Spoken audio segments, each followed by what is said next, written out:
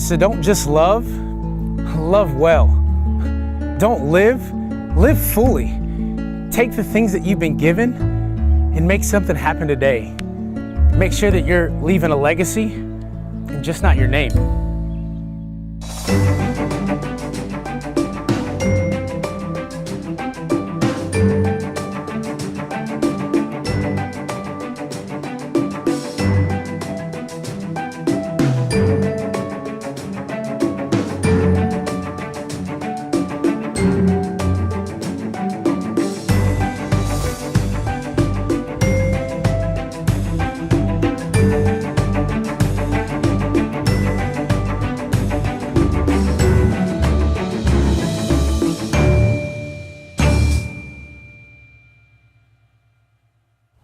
Alfred Smith. There was never a day that my grandfather didn't wear a collared shirt and a tie. I remember him walking out of the room at 7 a.m., coming out to get his cup of coffee, tie on, collared shirt, ready for the day. Him and my grandmother were married for over 50 years. That entire time, she never had a driver's license. She knew that if she needed to go somewhere, my grandfather was going to make sure that he could get her there. He was the provider. He was the protector. He raised my mom and her 4 sisters, her 1 brother. He raised them all military. He raised them all to be protectors, to be providers, to take care of their family and to love their country. My grandfather is probably one of my most revered human beings on the planet. I want nothing more than to be like him. I want nothing more to be remembered the same way that he is remembered, which is an honorable, God-loving man who took care of his family, no matter what it took, and supported his country to his death. Think about the things in your life that have impacted you. The small moments, the people, the events, places. We all have something in our hearts and in our minds that have shaped us to be who we are and do what we do. What is that thing? What has left a mark on your heart? And what do you want to be known for? What kind of legacy do you want to leave? My father passed away 10 years ago. I remember most of all his smile.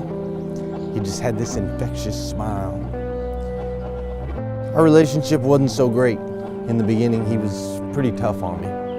But as we grew up and I matured and he matured, he became one of my best friends. Someone that I always turned to for advice, someone that I knew that I could count on. When we lost him, it was sudden and it hurt.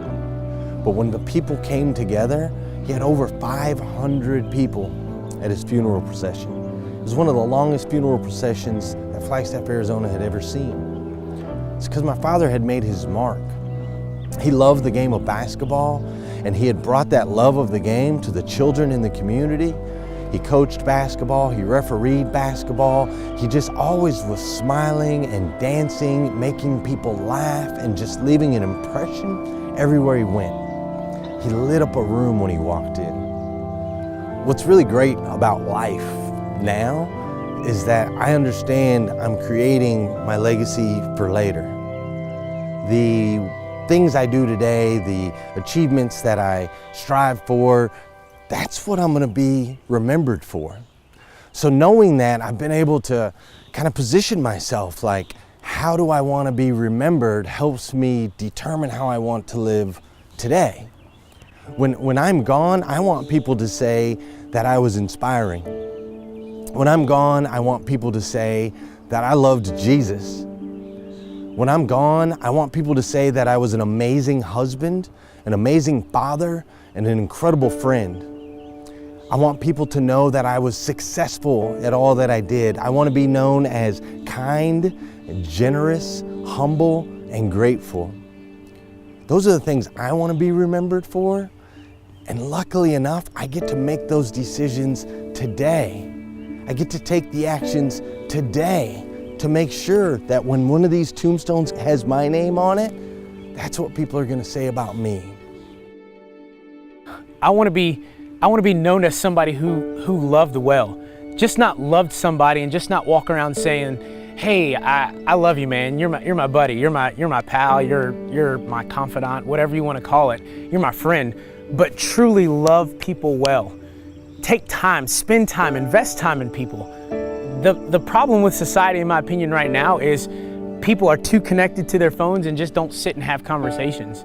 Put it away. Sit and have a face-to-face conversation. Yes, you may see me on my phone, but when I'm with somebody, I sincerely try to put it away and try to be present with those people. Why? Because that's what people are lacking. They want to be known and they want to know. They want to know what's going on in your life and they want you to ask them what's going on in mine. How much thought have you put into this concept? What are you going to be remembered for? Who are you going to be remembered as? Are you out there making an impact? Are you making a difference in people's lives? Are you going to be remembered as the party guy?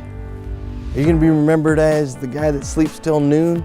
Are you going to be remembered as selfish or harsh, unkind, unloving? How you treat people and how you live your life every single day matters. Go out there and make sure you're being remembered for who you want to be. Be today who you want to be remembered for tomorrow. I want to say live fully, live with reckless abandon, like do not care, do not worry. Go hard after your dreams. Don't let anybody beat you down. Don't let anybody be negative and say that you can't, because at the end of the day, it is your life. Choose to live, choose to go, choose to be. If you want to be remembered for something, be remembered for somebody that went hard after life. Everything that they did, they poured their heart and soul into.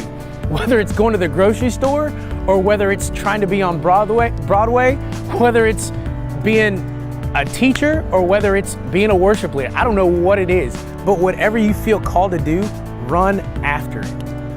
At work, I'm on a mission to eradicate negative stigmas associated with the car business.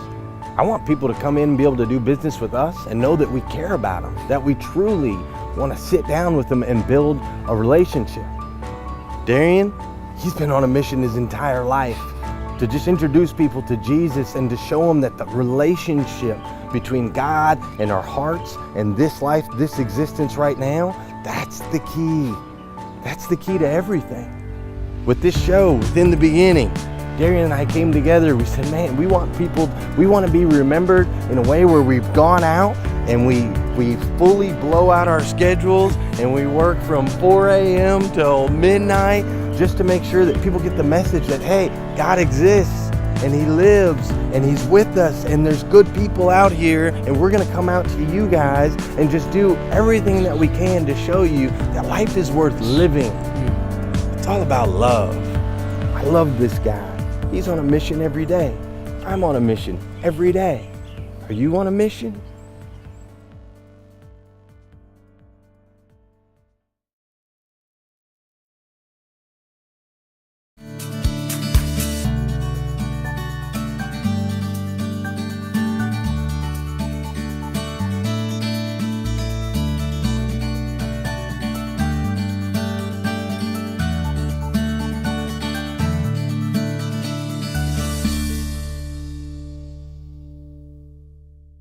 It doesn't matter who you are, where you came from, what your past is, where your present situation is, or where you want to go in life.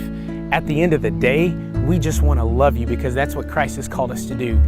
He tells us in Scripture that in Matthew 22:37-39, you must love the Lord your God with all your heart, all your soul, and all your mind. This is the first and greatest commandment. A second is equally important. Love your neighbor as yourself.